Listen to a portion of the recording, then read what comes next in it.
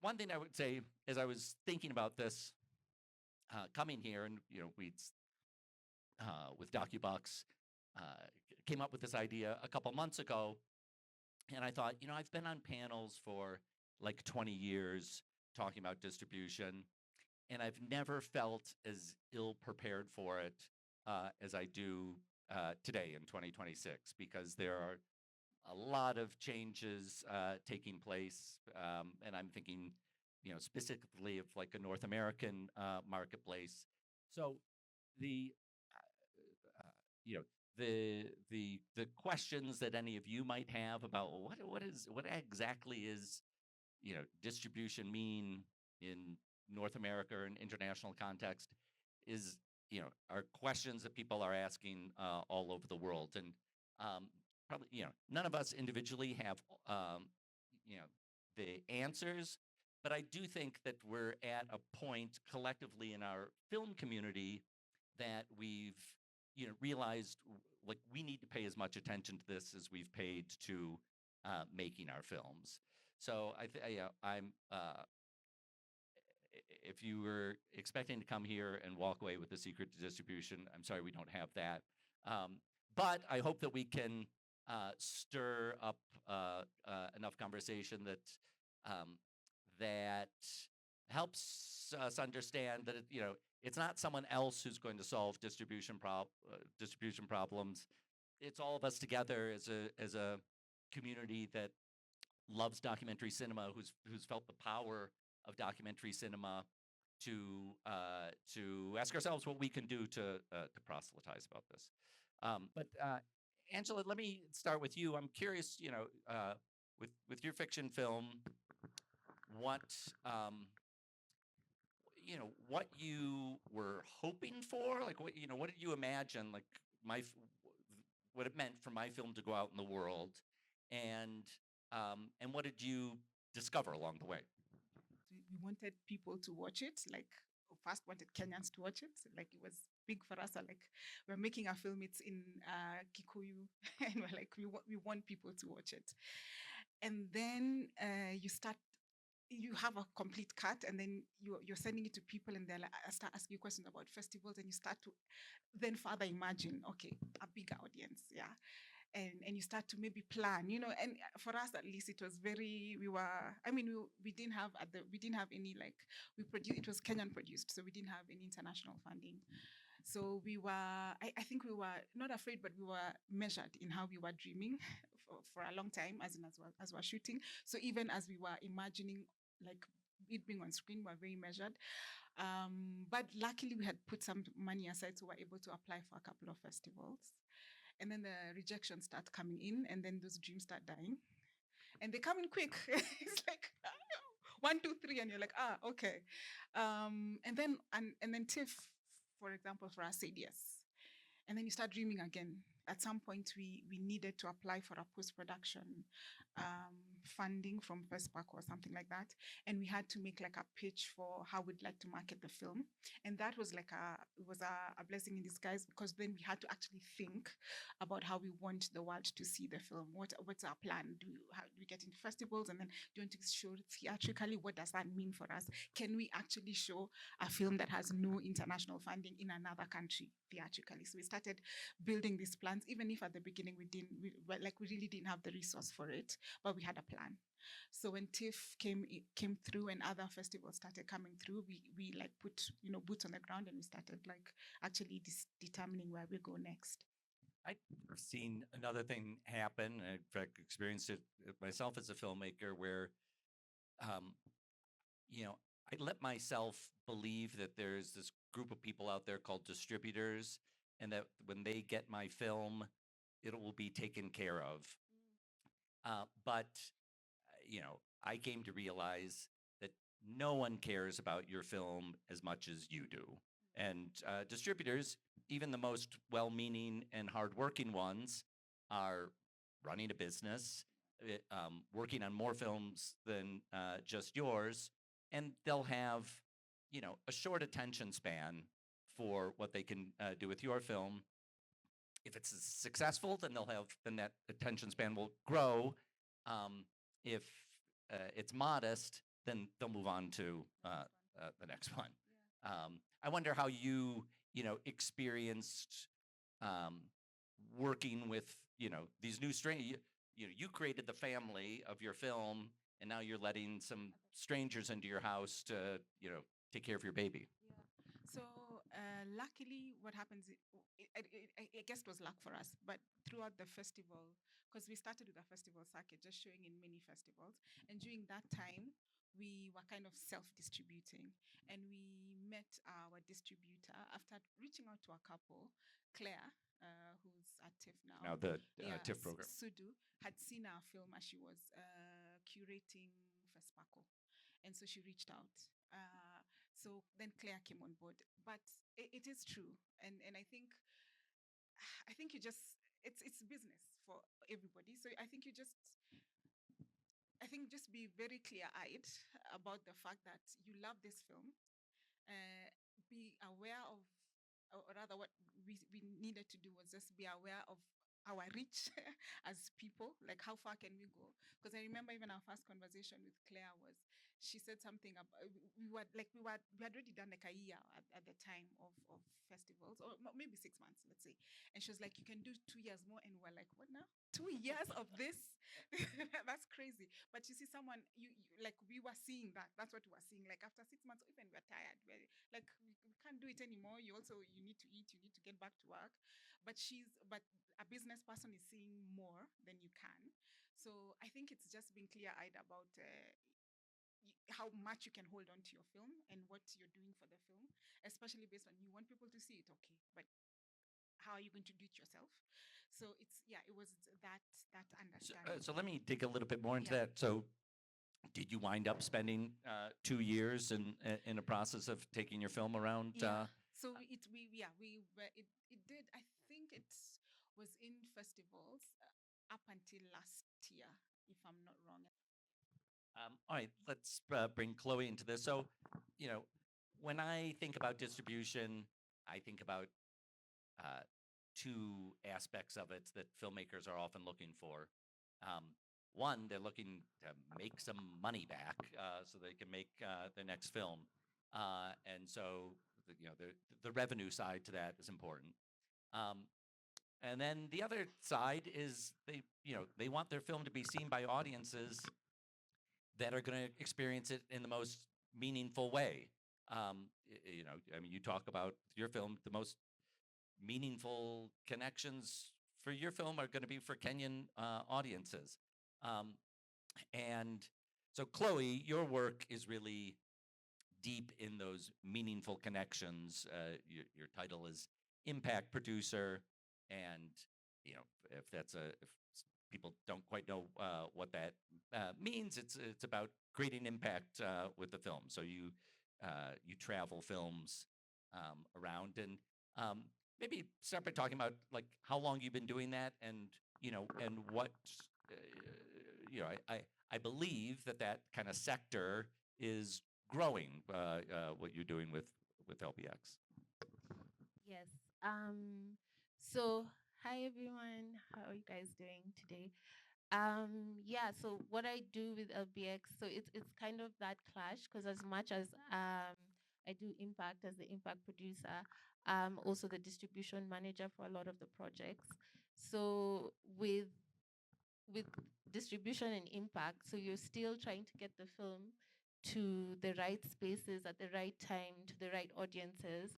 But with distribution, you're thinking more of the people as a market, and your goal is revenue. You're thinking about the money. But when it comes to impact, you're getting it to the right people in the right spaces. But your goal is you're looking at people more as communities. You're thinking sustainable change. You're not thinking about money per se. So I've been impact producing for 5 years now. Yes. And a lot of times people think that it's just about bringing the film and letting a community maybe watch it. but that's just the fast action. So you want people to watch the film and inspire them to take a certain action. So this could be creating awareness. It could be, getting people to advocate for something, to boycott something. There's always watching the film is just the first step, and then you create all these other amazing avenues that could create impact in communities using the film. Can you give an example of something you worked on in the last couple of years where you saw this, whether it's like creating impact or uh, bringing a film to a community that otherwise wouldn't have been able to see it? I would say maybe I could just touch on just pick a few cherry pick. I think Softy, that was like the first project that I even worked on, and the impact, especially leading up to the last election, during that election cycle, just using the film, going into communities, creating a toolkit, because it really became, we were able to even create a civic engagement toolkit that people were using to find out what their leaders were doing, who was voting for. It became like even the website, we got our biggest hits that week leading up to the election. So it was it was seeing the impact in real time. Even Kenya Creates that we did with DOCUBOX, which was it was a collection of short films, and the goal was to use it to change the way advocacy within the SRHR space is done, especially for younger audiences. And we went to all these schools and we had all these heart-to-heart moments, because it's so hard to access high school students or younger audiences. And so getting them to watch the film, and people were crying in the screenings, it was really emotional. So those are just some of the few projects that we've been able to, that I think um, we got to access people that we thought we wouldn't be able to access. If I can ask an awkward question here, so doing this work, usually it's funded by a grant coming in, or someone says, "I want this film to get out there, and so I'm going to put up some money to make that happen." Um, is the filmmaker getting that money? Yeah. Okay. So it's I think it's different for every impact project, but for us, we always make sure that we pay them something, whether it's as especially if they come to the screening. You give them honorariums. You make sure, because sometimes if the budget is big enough, we actually license the film so that some can go back to the revenue models for them, so that they can get some cash out of it, because we show the film for free. Impact screenings are typically free. But interestingly enough, like just going back to the question that you and Angela were talking about, where the distributor is the one who doesn't care and they've stayed for a long time. So from our perspective, I'm a bit biased. Spoiler. It reaches a point the filmmakers are also just over it, and they're like, okay, are we still doing this? So sometimes it's just now you going out on the impact campaign or even doing the distribution. So that's also an interesting angle. Yeah. All right. Well, let me speak for a little bit about the North American side of distribution, because for a long time, many filmmakers counted on that as being an important revenue source, whether you were selling to public television or selling to a commercial distributor, and and I think even amongst filmmakers in the United States, openings that used to be there are closing up, and I think even more so for international filmmakers who are trying to access those avenues. Um, and so, in the lead up to this, I um, reached out to a colleague I know named John Reese, who has an excellent. He wrote a book many years ago called "Think Outside the Box Office," and he had started out as a filmmaker himself, and came to like realize that the distribution deals that he was being offered were not that great, and felt like he could do this better himself. He had made a documentary about graffiti culture, and he kind of wanted to take the spirit of graffiti culture and put that into the distribution of his film, and felt like,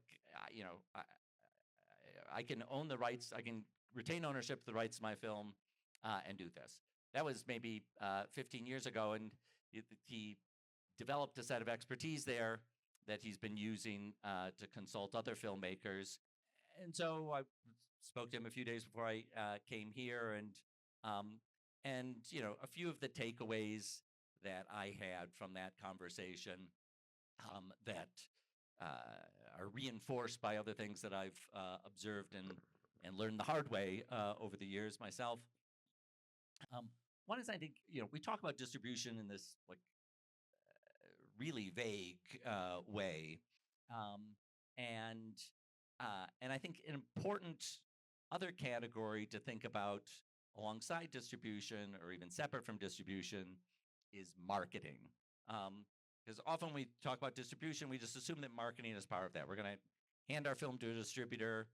And in the kind of traditional sense of film distribution, marketing used to be part of distribution. They take out ads in newspapers, they put posters up around town. And film distributors still do versions of that. These days, it's less taking out newspaper ads and more having a solid social media presence. But the marketing kind of leads distribution. So I encourage everyone to to think about marketing even before you're making your film, or as you're making your film, to kind of be imagining, who is the audience for this, and how will I excite that audience? I don't know, Angela, were you doing any of that thinking as you were making your film?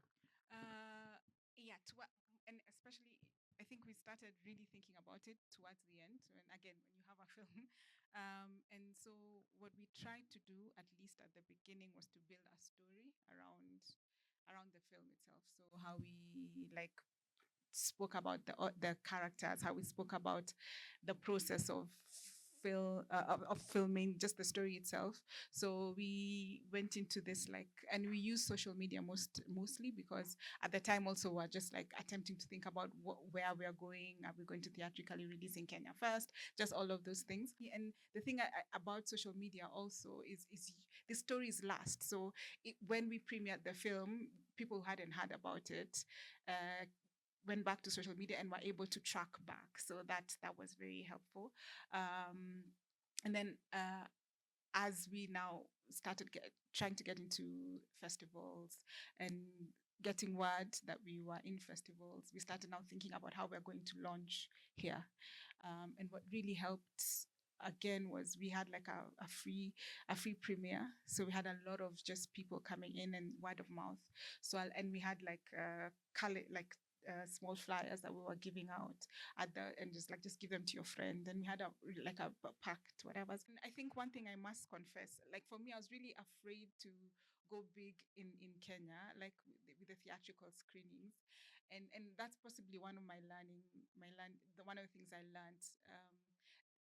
I think we could have pushed the marketing a little bit more. We didn't influencers. When we started screening, we'd ask people to speak about the film after, and then we'd use those on social media. But I mean, yeah, I think courage is something in the next film. I hope to have a little bit more courage to just keep pushing, and just see. Can you talk a little bit more about what you mean by courage?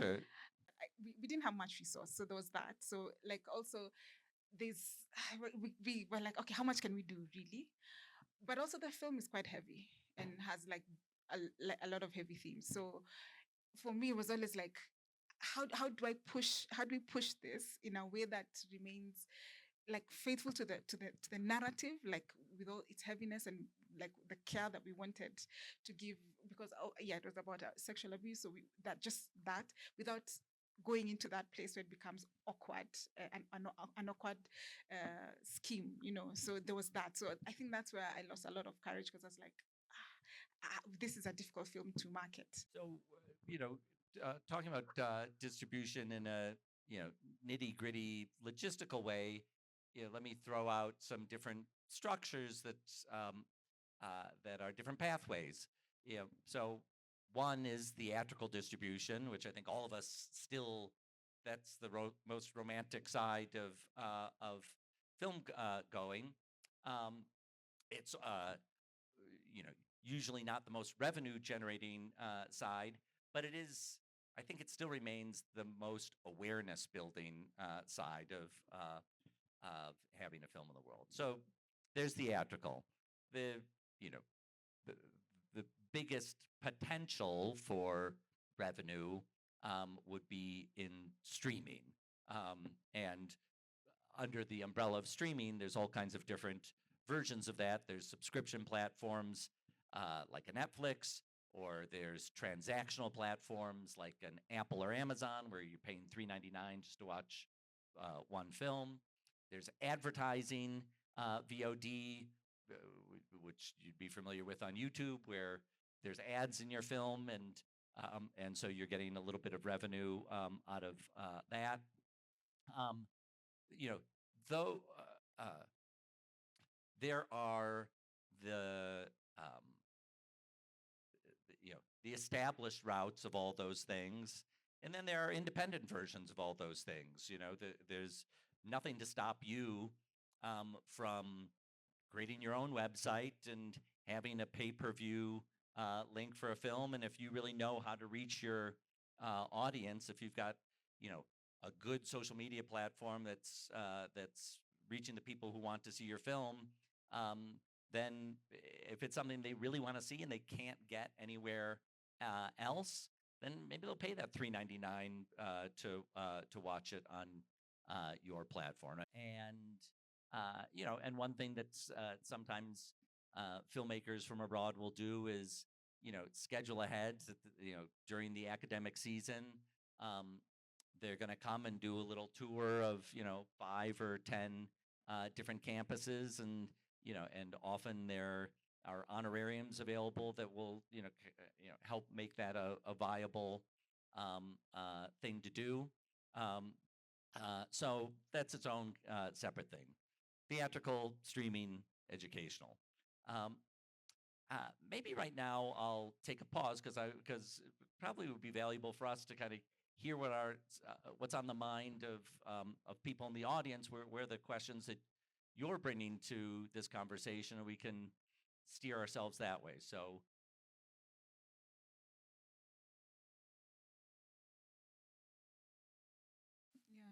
Yeah, it's a tricky balance, mostly because festivals want premieres, so even screening at home is a bit tricky for some festivals, especially the bigger festivals. And I mean, one is we're filmmakers. There is a certain not need, but it does help when you can show your film in a. Angela, maybe just hold. Oh, sorry. Yeah, it does help when you can, even for just like things like marketing, like you get newspaper articles and stuff like that out of this sort of festival premieres. So I mean, it's always great to show at festivals. So a world premiere doesn't hurt. And that doesn't mean that your premiere here has to be any smaller, especially at home. I think these are you can balance it out. And I mean, people can wait a couple of weeks, and that kind of momentum that is pushed by getting to a good festival really pushes the momentum back home. Yeah. So yeah, I think it's just finding the right balance. If you can pull out both, it's great. But yeah, attempt to. I think even just for you as a filmmaker, the skill, the just learning how to negotiate that politics. It's because there's a lot of politics. It's good for you. So it doesn't hurt. I want to acknowledge the tension that I've seen. This isn't just a Kenya thing. I've seen it in filmmakers from India. I've seen it in filmmakers from many parts of the world who will come to a festival like Toronto, and maybe they'll do a bunch of international film festivals. And the people at home are like, hey, what about us? Like, is your film not, okay, Ms. Toronto, cool for you, but isn't this a Kenyan film? Like, when do we get to see it? So that tension exists. Yeah, it does. It does. It definitely does. And I guess it just goes back to how you envision the the release. So I think you can balance, and I think finding that balance is important because again, yeah, we do make films for our people and our peeps back at home. So like, yeah, one premiere doesn't have to eat into the other. You can do both, and I think that usually for independent filmmakers, it's the money issue, the resource issue is actually a thing because premieres cost.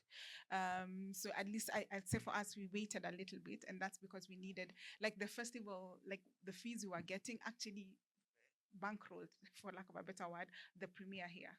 So it was really a financial situation. We just okay, we're making this amount of money, can we put that there? And then we were able to do a better premiere. So it's just again, it's those sort of things, just the decision. Chloe, I mean, I talked about the tension that can sometimes exist between a local audience and when you're a filmmaker taking your film abroad. But I also know witnesses in many parts of the world where if you're a local filmmaker, people may take you for granted a little bit. And, you know, when you do get recognition in an international film festival, then people like see you a little. And so how has that dynamic worked for your films? It's worked really great actually because just the way you mentioned, like fortunately or unfortunately, having your film showing outside, it creates more buzz. It kind of gives you more, I don't know if this is the right word, more street cred. Everyone is like, oh wow, this film is showing here, and then now we start getting people asking like, when is it coming to Kenya? When is it coming to Kenya? When will it be showing in Africa? So now that's the hype that we jump on. So what we try to do is we we schedule the release a couple of months and we set out the different festivals that we wanted to do. So we were able to leverage off that hype, and that really works. And then now we bring it back to Kenya and we premiere maybe in one of the local film festivals or just do a premiere. So it always works best because we often look outside for validation in a sense. Yeah. So it works for us. Yeah.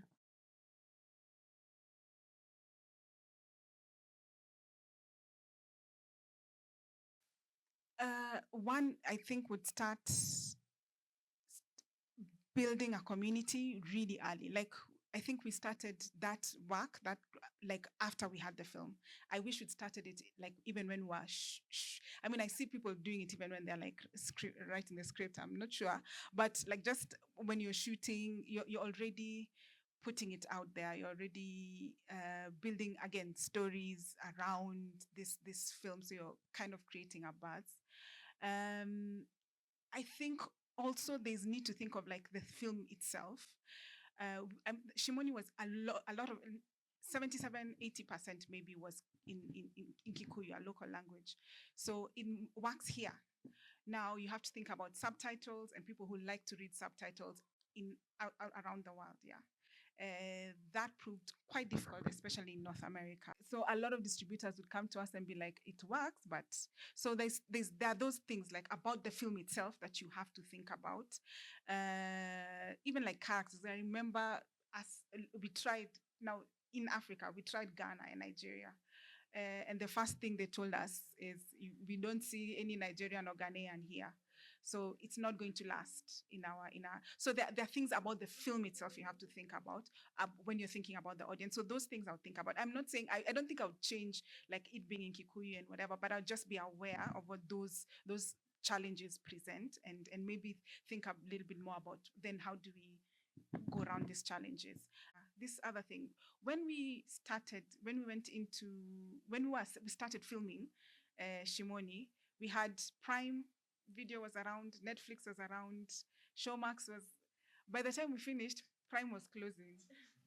But okay, by the time we started like now distributing, Prime was closed, and we thought, we want to stop the festivals and go into like now take it online.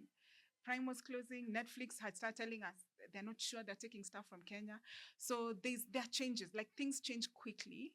and I think you just have to be ready and just aware that things will change, and yeah, and be ready for a longer game. I think that's a really important point that I can underscore is that things do change quickly. And so, as when you're beginning your film, you think like, oh, I want to do this, and 2 years later the film is done.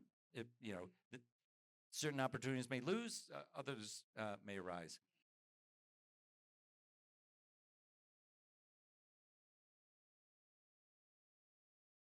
It starts with the story. You have to make a story that's targeted for these kids, and you have to figure out, like, okay, how can I best reach these students? If I'm going to be doing screenings in schools, it's working with organizations like maybe Tunga, who that's like their key thing. What is your network in the schools, and also working with organizations that do work with schools, because you find even when we do these screenings, we always work with people on the ground, because they understand the audience more than we, because especially if we're going to like the rural and peri-urban areas, you're coming with a very urban perspective, which they may not typically maybe relate to. So it's always good to work with organizations that are on the ground. So if you're coming up with a campaign and you want to reach students, you can work with teachers also. You can work with these organizations. You have to be specific to your target audience from the very beginning. I don't know if I've answered your question.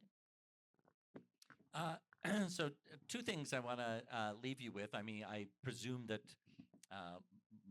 many people in this audience are filmmakers yourself. That's how I started out. And at some point after 10 years making films, I realized the thing that I enjoyed most about making a film was showing it to an audience. And like the 2 years that it took to make the film was the part I did not enjoy, but I enjoyed showing it to an audience. And I realized, well, wait a second, there's a bunch of other people who've already done the hard work. Why don't I do the part I like the most, which is bringing it to an audience? And I've been doing that for 20 years, and it's been a super gratifying thing. People often ask me, like, well, don't you miss filmmaking? And I have to say, I don't. But that, I also recognize I had a personality that lent itself well to that, and people who really thrive at filmmaking usually have a personality that lends itself to that, and they aren't always the same. Like the energy it takes to make a film is not always the energy it takes to bring out a film. There are some unicorn filmmakers who are great at both, but you like don't be hard on yourself if you're not, because these are very different skill sets. But I would throw out there that if you have come to this room because you love documentary cinema, because you've watched documentaries and felt the profundity of seeing something on screen that changed your mind, that making them is one way to express that passion, but there are a whole bunch of filmmakers that would really benefit from your energy in helping to get other films out there. So that's one thing I'd leave you with. And then the second thing is, if you want more conversations about documentary film, my podcast, Pure Nonfiction, of which we've passed out a lot of buttons and postcards and stickers tonight. There's over 230 episodes recorded that you can listen to all for free over the last 10 years at purenonfiction.net.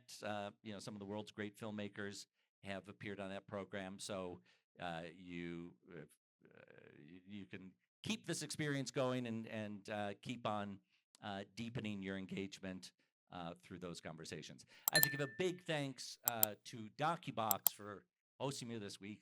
It's been a really profound experience. So thank you for coming. Thanks especially to Angela and Chloe.